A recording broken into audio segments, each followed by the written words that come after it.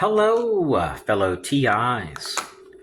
Back in 2015, I left the state of Florida because I had been harassed since 1996 to 2015 here in Florida.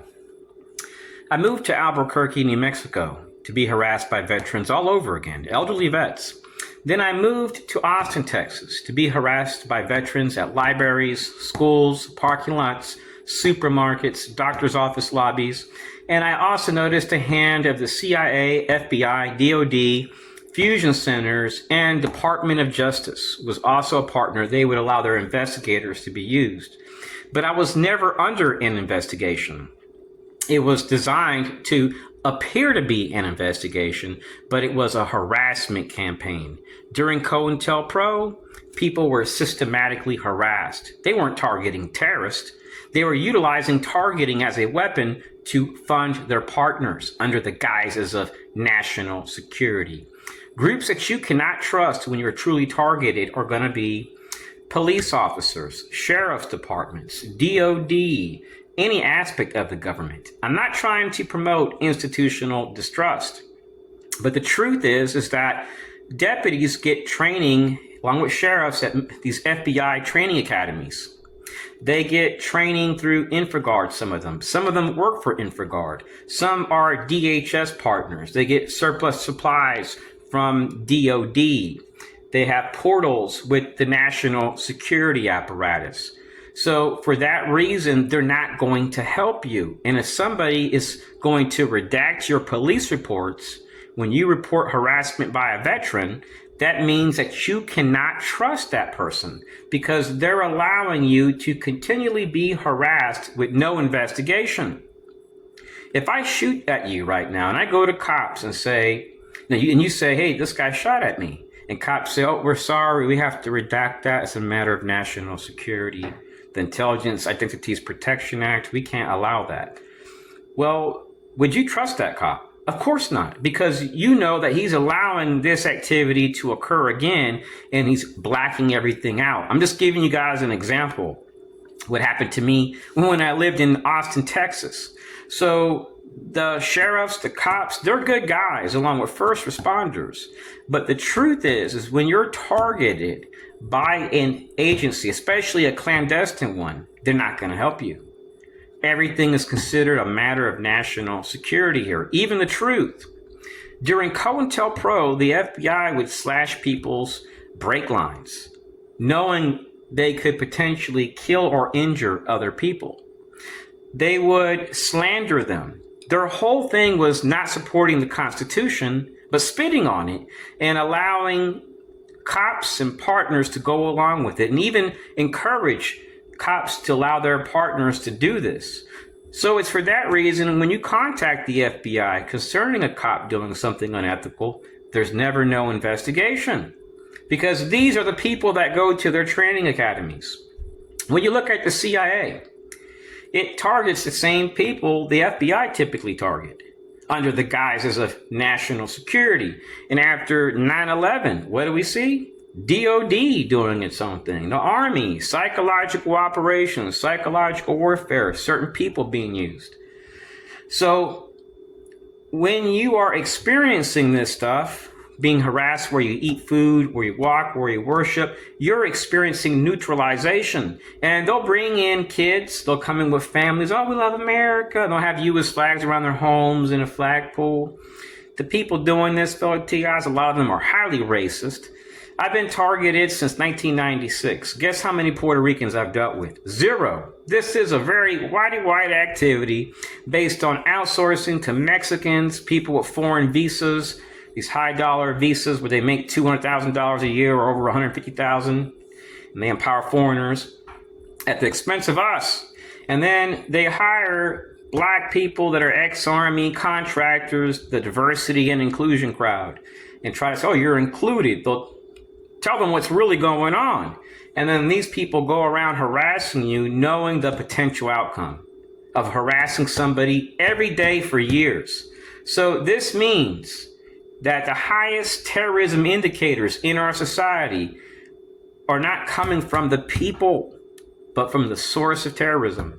And once you understand that, once you embrace that, once you know the truth, you do not need to go to DHS, Department of State, National Security Council, the White House, anybody, because now you understand the source of terrorism. And it's typically based on disrespect. They disrespect people versus communicating. If anybody is following you, never assume they're watching out for you.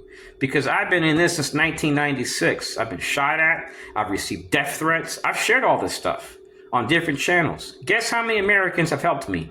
0. But when I reach out to foreign governments about political asylum, guess how many responses I've had? Way more than 18.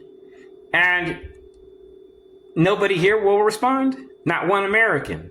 And then when I go biking, I have found in the past I would be harassed by veterans. And I talked to one, and he told me this is how it works. A lot of these people are bored and retired. And once you're flagged by a cop or some partner, these people just watch their TV. If they see you pass by on their screen, they flag you to another residential neighborhood or a block watch captain or a partner down the road, and they make their presence known. And they may put on a black shirt, they may put on a red shirt, a green shirt, and pass by you.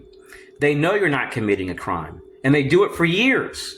And this is to sensitize you and disrespect you to the point where you don't want to live there. So then when you relocate, you go through the same crap again. They brief these people on what to do, the cops, deputies, sheriffs. So it's for that reason when you go to the police, they already don't want to help you. Knowing you've been shot at, knowing you've received death threats. Welcome to America, fellow TIs. This is how it is. Who would have thought this would happen here to people for years? A tree is known by its fruit. And this is how you know, this is how you can know your enemy better. Look to see who their greatest ally is.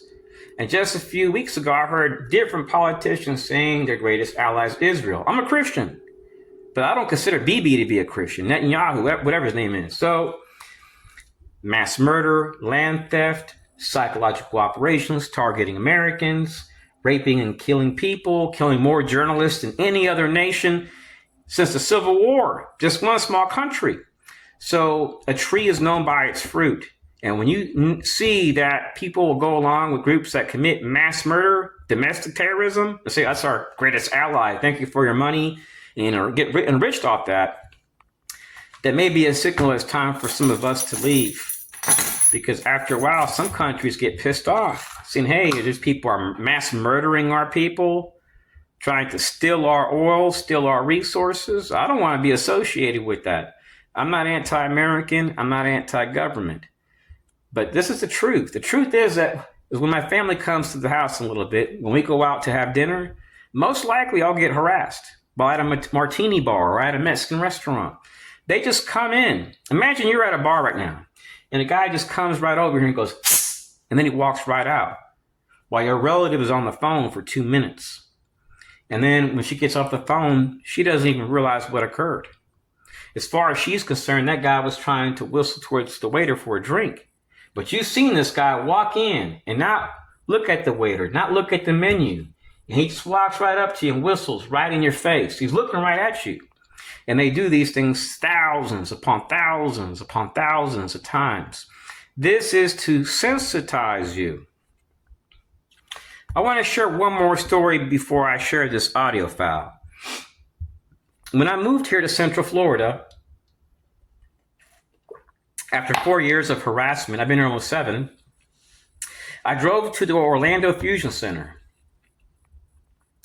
And when I go inside, I asked the guy about doing a records request at the front desk. He says, you need to drive to the Orlando City Hall to do a records request. I drive there and I get a pass to go in, but I forgot my cell phone, which had on my notepad all the searches I needed to do. So I go back to my car. I had to walk like 6.5 minutes. I come back in. The guard says, oh, we forgot to give you a free parking pass. I told him I just walked 6 minutes after checking in. I don't want to go back. I'll just pay the $1 fee. And he kept insisting for like 2 minutes. And I asked him, is this a rule or regulation that I have to accept this? I'll pay them $1. He kept insisting I go back. So I just did that. So he would stop. When I walk back into Orlando City Hall, I see a guy you can clearly tell he's Indian, from India. And this hallway is really wide. A car, an SUV, can easily fit in the walkway in this building to go to the City Hall. I was walking on the far right-hand side, near by the glass where you can see outside the window, and I see a Hindu guy, the Indian guy, walk up to me. He's walking on the far left-hand side, and he walks up to me and whistles in my face. This guy was trying to start a fight. So when I go to the City Hall to do my legal searches, after 35 minutes, I went to the men's bathroom for like 2 minutes, and 2 guys stood beside me on each side of me. And I felt disrespected because every single urinal was open. So fusion centers work with municipalities, which get their information from the CIA, the National Security Apparatus, and based on that, you can be targeted.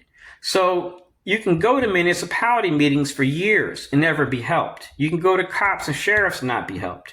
And your reports can be redacted. So for that reason, we don't have a constitutional form of government. Because by law, police have to conceal this. Since they're partners, they'll intervene, they'll harass you, and allow their resources to be shared. That was the history of Operation Chaos, COINTELPRO.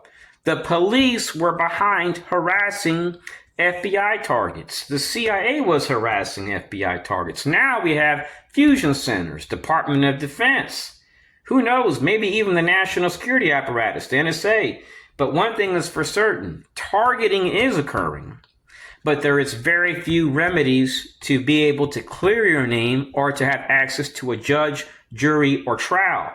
So the deep state shadow government isn't this cabal of Rockefellers and groups that drink blood and kill children and all that stuff. No, it's our own system and other groups which know how to bypass our system. They know how to get their way, and they operate with immunity. There's no punishment. So they can do whatever they want and get away with it. And when you go to them, they redact the truth from police reports. So when you go out to shop with your family year after year and you're being harassed, they're the entire time saying you're the terrorist, you're the threat. So they're doing things that they know are going to cause violence, harassing families where they eat, where they walk, where they worship. Now let's say you're an FBI agent. You've been with the force 5 years. And you start noticing a family's being harassed. They have no criminal record, no ties to terrorists, but they're harassing one person in that family that's targeted. Now, these people really don't think like this, fellow TIs. Let's say they were in that situation. Could you imagine if you were an FBI agent and your family was being harassed? Do you remember when you were like a kid with your family going to a museum or amusement park? You're having a good time. The last thing you would suspect is being harassed by the government. So these people don't see it like that. They see it as, hey, we're outsourcing and there's nothing we can do. So I've located some of these people on bases, some of these perpetrators.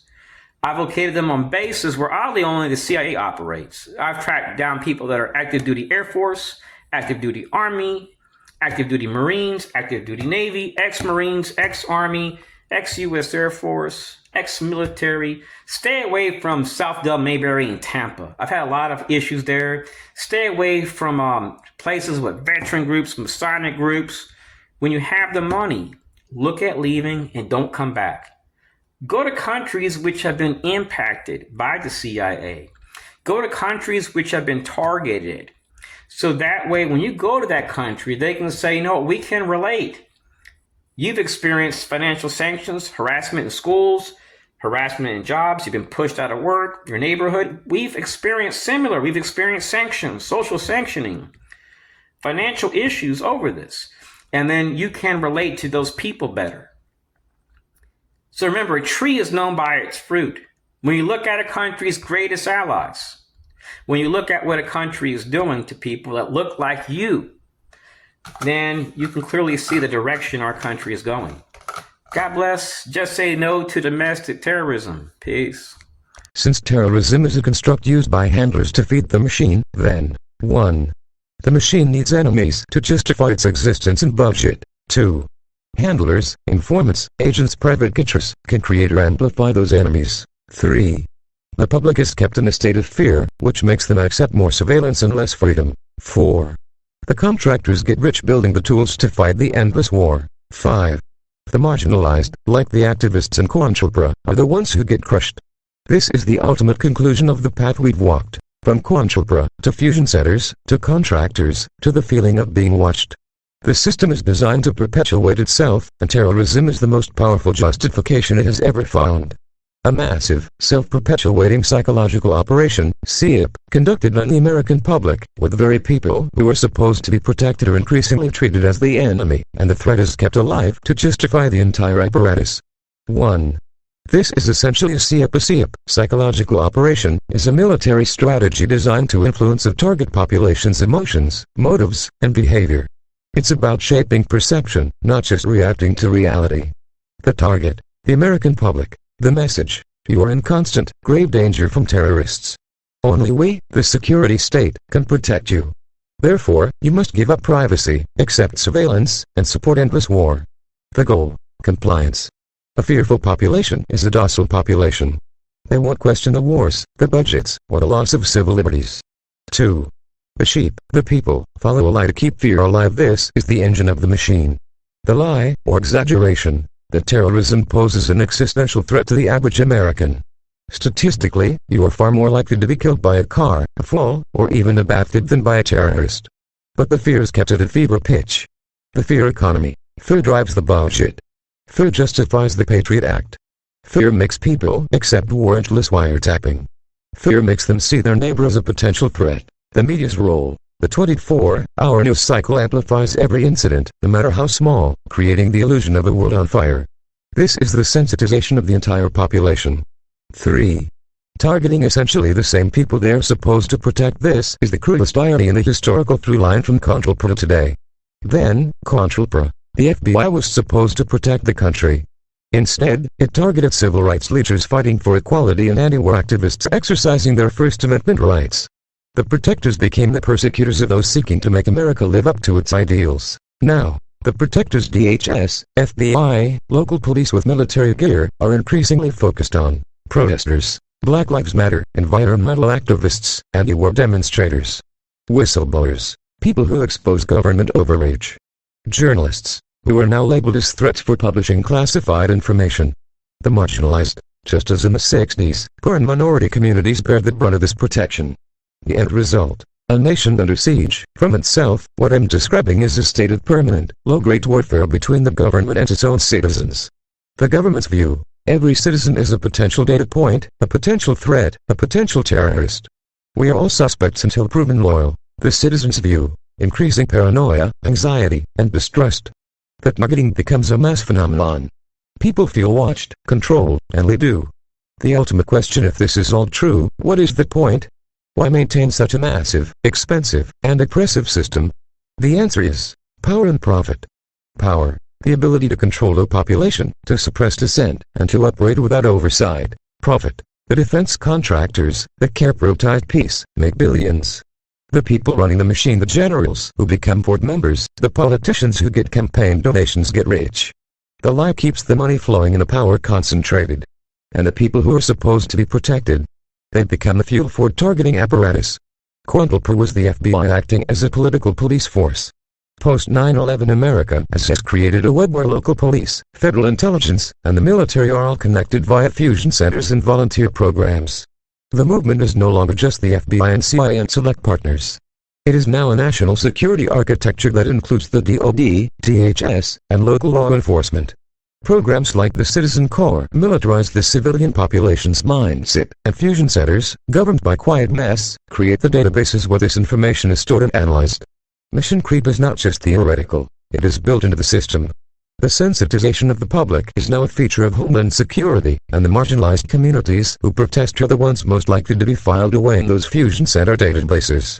For most of American history, the Posse Comitatus Act, 1878, prevented the federal military from acting as a domestic police force. After 9/11, that changed philosophically. The battle space. The DoD began to view the entire United States as a battle space in the global war on terror. Legal authority. Laws like the National Defense Authorization Act, NDAA, and the creation of NORTHCOM, Northern Command, gave the military a formal role in domestic homeland defense. While they aren't supposed to arrest people, they are authorized to share intelligence and provide equipment and training to local police. What COINTELPRO and Operation Chaos actually did. Both programs absolutely used slander, rumor spreading, and social pressure as tools. That part is not speculation, it's directly documented. COINTELPRO under the FBI ran from 1956 to 1971. Explicitly aimed to expose, disrupt, misdirect, discredit, or otherwise neutralize activists and dissident groups. Tactics included planting false stories in local communities, sending anonymous letters to employers, neighbors, spouses, encouraging social ostracism, using local police as partners, exploiting community gossip networks. Acts towards targets are based on plausible deniability. The target needs to look crazy when they complain, so the target is denied help.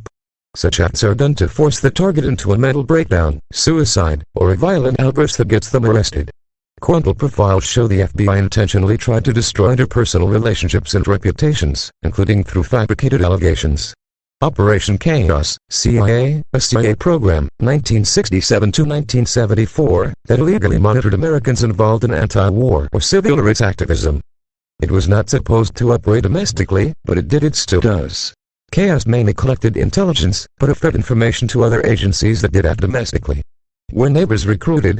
Here's the nuance. 1.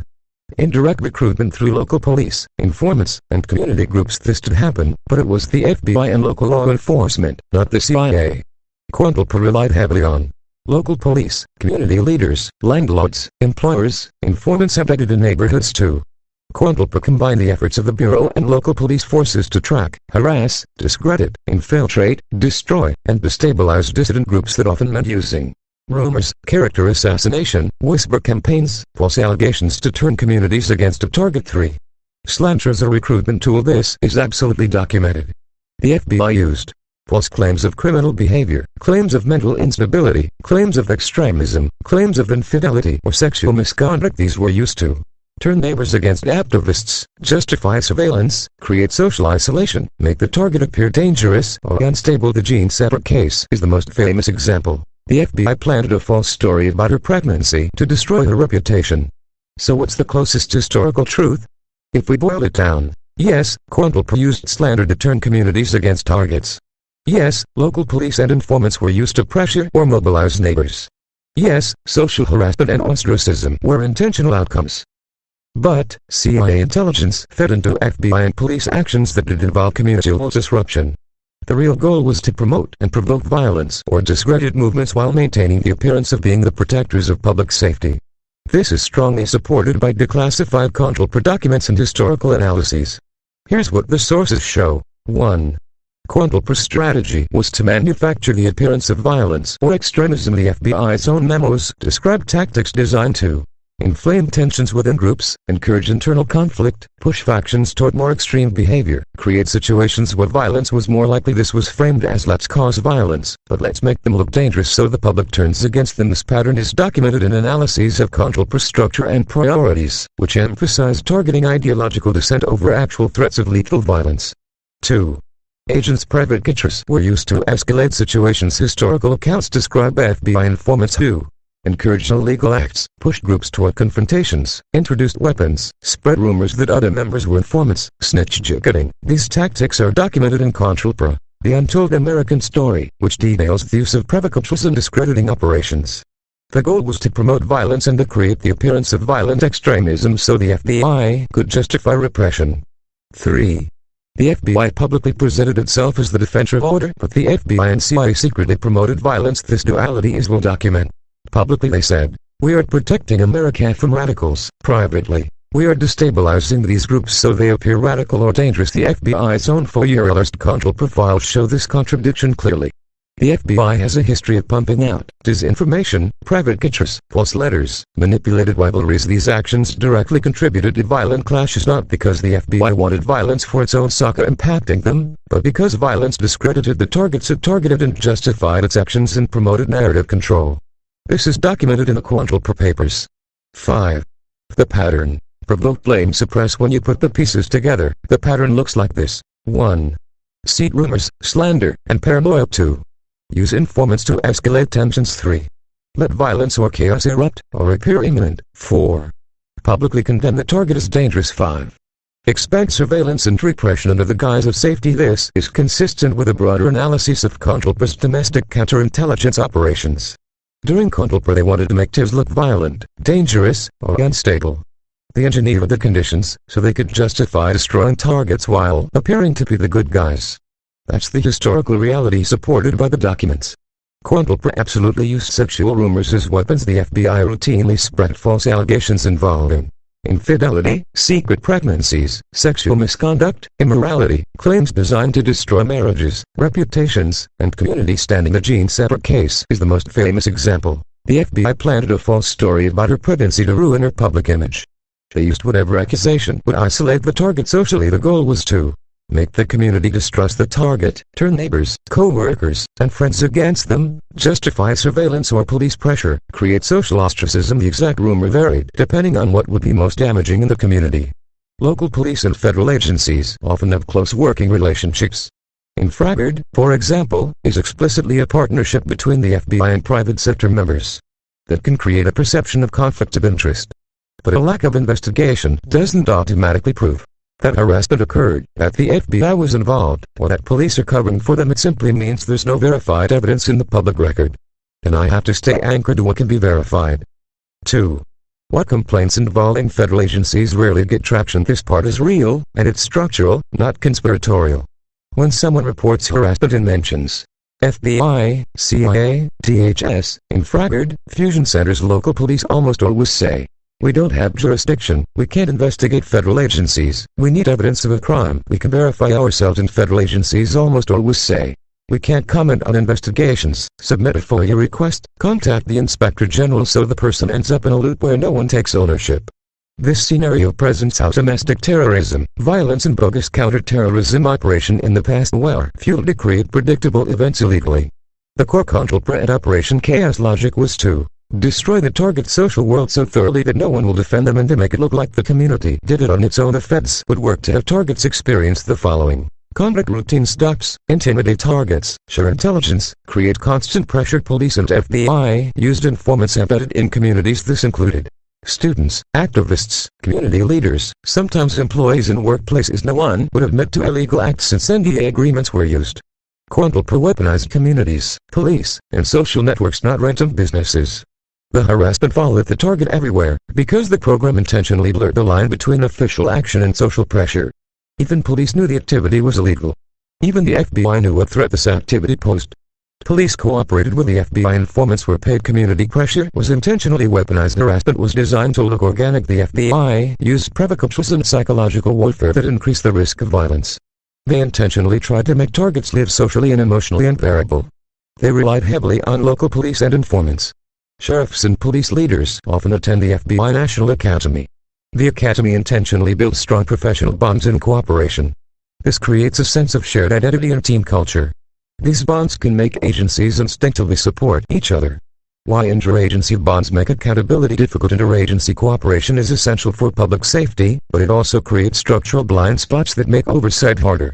The research you surfaced highlights several mechanisms. Below is the breakdown, with citations. When agencies investigate themselves, or their close partners, civilian oversight research shows that law enforcement agencies traditionally rely on internal, law enforcement-controlled mechanisms to investigate misconduct. This creates a built-in conflict of interest. When agencies share training, task forces, intelligence systems, professional networks, they become reluctant to scrutinize each other, because doing so feels like turning on a teammate. Two strong professional networks create loyalty and mutual protection. Interagency collaboration, especially through programs like the FBI National Academy or Joint Terrorism Task Forces, is designed to build trust, shared identity, and long-term relationships. These bonds are good for coordination, but they also create informal loyalty, reluctance to question partners, instinctive defense of fellow agencies. This is not conspiracy, it's organizational psychology. 3. Information silos and data sharing barriers obscure accountability. Ironically, even though agencies collaborate, they often maintain silent information systems, restrictive data sharing policies, and incompatible databases. This means Oversight bodies can't easily trace decisions. Misconduct can hide in gaps between systems. No single agency has full visibility when responsibility is spread across agencies. No one feels fully accountable. 4. Cross-jurisdictional operations blur responsibility. Modern policing often involves federal agencies, state police, sheriffs, municipal departments, working together on the same cases or task forces. Research shows that when multiple agencies collaborate, it becomes unclear who is responsible for what. This creates finger-pointing, jurisdictional ambiguity, difficulty assigning blame. Oversight bodies struggle because the chain of command is diffuse, not centralized.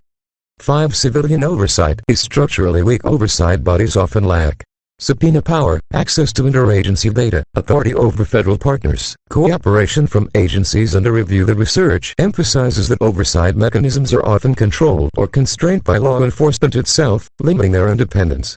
When agencies are tightly networked, oversight becomes even harder.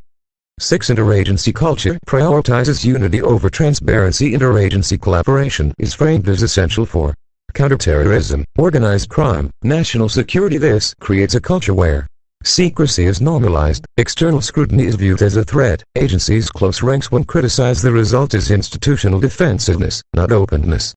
Putting it all together, interagency bonds make accountability difficult because they create shared loyalty, internal investigation structures, solid information systems, cross-jurisdictional ambiguity, weak civilian oversight, a culture of unity over transparency. None of this requires conspiracy, it's structural, baked into how modern policing and federal-local cooperation work. What exists today, verifiable. This is where the conversation becomes more nuanced. The U.S. has a massive modern surveillance apparatus. Modern analyses describe a long arc from COINTELPRO to today's AI-driven surveillance systems. These include fusion centers, data sharing networks, counterterrorism task forces, predictive policing tools, private-public intelligence partnerships. Domestic intelligence collection still happens, but it is now governed by FISA, DHS oversight, Inspector General reviews, congressional committees. The capacity for abuse exists. The historical precedent exists. Since these programs are classified, we will never know to what extent they currently operate. FBI's counterterrorism shift. After COINTELPRO, the FBI moved away from the communist label into a terrorism and criminal enterprise to justify similar surveillance. Programs like the Terrorist Screening Database and Joint Terrorism Task Forces have been criticized for including peaceful activists, such as environmental and anti-war protesters, under the banner of domestic terrorism. NSA Shamrock and Minaret. Before the Church Committee, the NSA was running Project Shamrock, accessing all international telegrams, and Project Minaret, a watch list of American citizens, including journalists and anti-war leaders. These were supposed to stop, but documents released by Edward Snowden in 2013 showed the NSA had resumed bulk data collection under Section 215 of the USA Patriot Act. 3. The local layer. Joint Terrorism Task Forces, JTTFS. While COINTELPRO was run primarily by the FBI, its modern equivalent is often the proliferation of JTTFS. There are now over 200 JTTFS across the U.S. Investigations by outlets like The Intercept and The Echo have revealed FBI documents showing agents targeting activists based on racial stereotypes or for participating in protests, such as the Black Lives Matter movement or the Standing Rock Pipeline protests, mirroring the COINTELPRO tactic of monitoring legal, protected speech. 4. The intelligence ecosystem. One of the findings of the Church Committee was that intelligence agencies, CIA, NSA, Army intelligence, were illegally spying on Americans. Today, the line between foreign and domestic intelligence is blurred. The CIA legally cannot spy domestically. However, the Directorate of Digital Innovation, created in 2015, focuses on cyber warfare and data collection.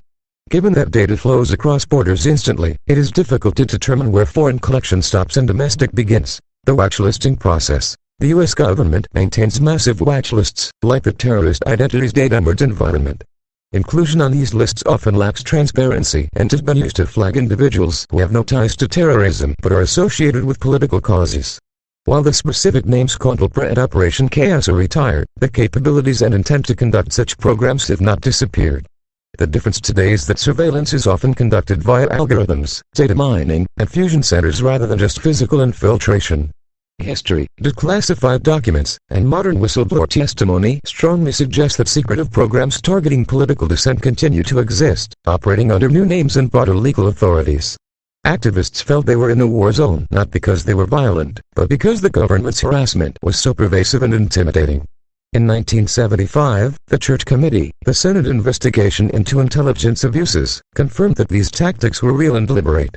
They released redacted FBI documents that explicitly used the language of neutralization. Sensitization was practiced to use the modern definition of sensitization, making someone hyper-aware of the threat to the point of psychological distress. Then COINTELPRO was a massive sensitization campaign. John Trudell, American Indian Movement. Trudell often spoke about how the FBI's tactics, like the snitch jacket, destroyed trust. He described the atmosphere as one where no one could trust anyone else, creating a debilitating paranoia that made political organizing nearly impossible. The people living through it were acutely aware that the government was trying to get their attention in a hostile way. They called it harassment, intimidation, and psychological warfare, and they saw it as a primary tool used to destroy their lives. The FBI would label political activists as criminals to strip them of constitutional protections. Why target the marginalized? Because they were politically vulnerable and labeled as dangerous. Many critics argue that the underlying mission hasn't changed, just the labels. Today, the FBI investigates black identity extremists and animal rights extremists using similar frameworks. The militant label, just as they labeled civil rights activists subversive in the 60s, today marginalized groups, like BLM protesters or environmental activists, are sometimes labeled militants or terrorism threats by FBI reports, allowing for similar surveillance tactics. The Constitution promises rights to everyone, but historically, those rights have been enforced unevenly. For the marginalized, the FBI often acted as a barrier to those rights, treating their demand for equality as a crime. What target should avoid Central Florida as a place to move to? The outsourcing of CIA and FBI work. CIA and FBI outsourcing occur here. This is a massive, shadowy part of the economy here. The Big Five intelligence contractors, companies like Booz Allen Hamilton, SAIC, Cocky, Littus, and Kiowa, now part of Jacobs, are notorious for hiring former CIA and FBI agents, then leasing them back to the government. This is called bellying up. What they do: data analysis, sitting in fusion centers, like we discussed, or at McDill, sorting through metadata and signals intelligence. Cyber operations. Contractors now perform many of the offensive and defensive cyber missions that were once purely government. Human intelligence, HUMINT, support. While active case officers are CIA, contractors often handle the logistics, debriefing, and database management for human intelligence operations. The Orlando's Tampa corridor. Because of the concentration of clearances, top secret/SCI is common here, it is easy for these companies to hire talent. A cleared analyst can leave the military at McDill on Friday and start as a contractor for Cocky on Monday, often working in the same building. Summary estimation: if you combine both cities and account for the subcontractors and small businesses that support the primes, number of defense/intel contractor entities, easily 300 to 500 plus registered companies holding contracts with the DoD, DHS, FBI, and CIA. -4 corridor, Tampa to Orlando. Number of cleared personnel. Tens of thousands of people in this region hold security clearances and work on the outsourced missions of the DoD and intelligence community. Unmarked vehicles are used by police, federal agents, and yes, private contractors. Rental cars or personal vehicles are what contractors use to conceal themselves in ties, but some use their own vehicles. What main targets are describing is the weaponization of the state corporate apparatus against individuals and groups deemed threats to the existing power structure. Let's break down these specific terms. 1. Militarize. This refers to the mindset, equipment, and tactics. Mindset. Viewing citizens as potential threats or enemies rather than constituents.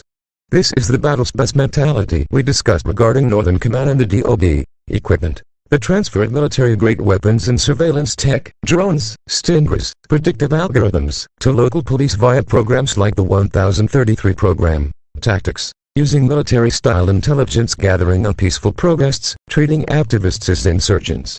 2. Corporatize. This is the critical piece you added. It is no longer just the government. Profit motive. As we saw in Tampa and Orlando, companies like Booz Allen, Lockheed Martin, and Littus make billions executing these missions. They have a financial incentive to find threats, because threats mean contracts. The revolving door. Generals and CIA directors retire and sit on the boards of these contractors. The lines blur between public service and private profit. Outsourcing the dirty work. If a contractor harasses someone or collects illegal data, the government has plausible deniability. The corporation takes the hit, if it ever gets exposed, not the agency. 3. Federal agency backdoor. This is the mechanism. Legal loopholes. As you noted with memorandums of understanding, the federal government uses agreements with state and local entities to bypass restrictions. The FBI can't legally spy on a church, but a local police officer, trained by the FBI and connected to a fusion center, can sit in that church and report back. Information sharing. Fusion centers are the ultimate backdoor. Local cops collect the data, and federal agencies, and their contractors, walk right through the door to access it. 4. Using society to manage, control and destroy others. This is the ultimate goal of such a system. Management. Keeping populations in line through the fear of surveillance. This is often called social control. If you know you're being watched, you're less likely to protest or organize. Control. Using sensitization tactics, like we discussed, to make targeted individuals so preoccupied with their own persecution that they become ineffective. You waste your energy looking for the watchers instead of building community or fighting for change. Destruction. The endgame. As seen in COINTELPRO, this could mean literal death, Fred Hampton, or the destruction of reputation, family, and sanity, driving people to suicide or mental breakdown. What I am describing is a total system of control that operates without a single dictator. It is a distributed network of agencies, corporations, and local police all feeding the same machine. Veterans have been used for entrapment. Deputies may act as watchers from a distance. You may notice this practice state by state, not for years, but typically decades. This is standard police tradecraft for surveillance operations. If you're under investigation, law enforcement will have eyes on from a distance. But again, this requires a predicate. You have to be suspected of something specific. Understand you're not experiencing community policing, but being masked as community policing due to being flagged. It leads to meddling. There is no judge, jury or trial. Veterans are used as assets. This is the most complex piece. Here's what we know. Veterans are recruited by law enforcement and federal agencies for undercover work, particularly if they have specialized skills, intel, combat, observation. Veterans are also used as decoy or distraction assets. In some documented cases they look trustworthy, they blend into communities, and they have training. Have you ever wondered why so many of these elderly veterans own small disadvantaged veteran-owned businesses or work with sheriffs and police and federal agencies? Have you ever wondered why you're being harassed in stores, libraries by women with their kids and elderly vets to later discover the car they used was leased by an automotive vendor that only leases cars to agents and contractors? This targeting is by design a business enterprise based on depriving life, liberty and justice for some while giving such to others. Terrorism isn't a societal problem. The problem goes back to the source of most if not all terrorism. The deep state and shadow government are just the power brokers and groups bypassing laws, pushing for ideals to control others, sometimes outside of our laws. Once you understand what a terrorist is, you don't need no man or women to tell you what one is.